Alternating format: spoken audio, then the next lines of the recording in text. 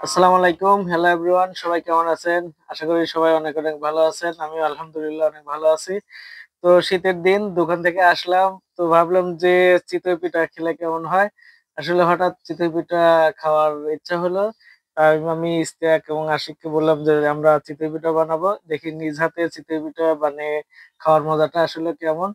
তো সেটি ভেবে যে আমরা অলরেডি এই যে কিছু আটা নিছি এবং পানি, যাই হোক এই যে গুলিয়ে ফেলছি। ফেলার পরে এখন আমরা ফাইনালি পিঠাটা বানানোর চেষ্টা করব। তো আমাদের সাথে থাকবেন এবং দেখুন আমি কিভাবে চিতই পিঠা বানাই। এই যে এইভাবে আপনারা দিয়ে নেবেন। আসলে আমি টিপস দিচ্ছি না, কিন্তু আমি প্রথম তো, দেখি কি অবস্থা।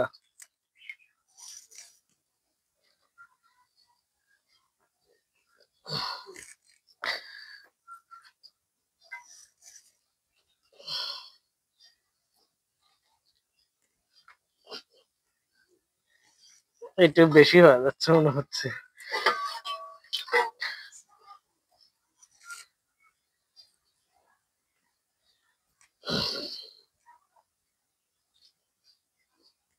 যাক, ফাইনালি আমার সবগুলো তো দেওয়া শেষ। এখন এটা আমি ঢেকে দিলাম এবং কিছু সময় জাল দেব।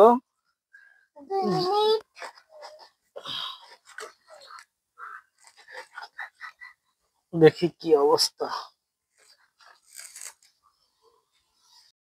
হ্যালো গাইস, এখন দেখি পিঠাটার কি অবস্থা।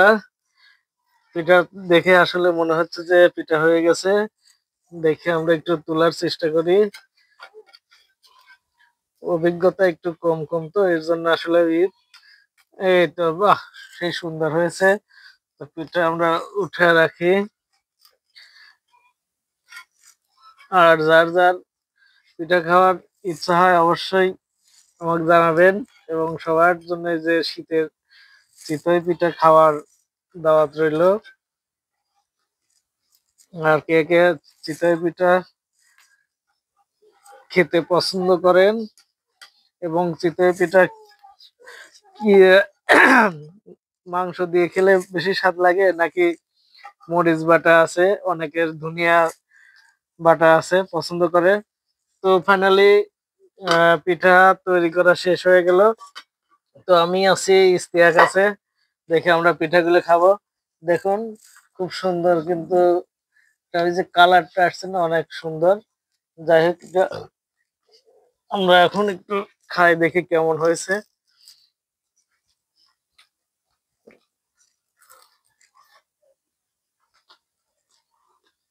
অনেক সুন্দর লাগছে, খুব ভালো লাগছে। তো কারা কারা চিতই পিঠা খাবেন অবশ্যই কমেন্টে জানা দেবেন এবং সবার দাওয়াত রইলো। ফাইনালি পিঠাটা মানে বানিয়েই ফেললাম আর কি।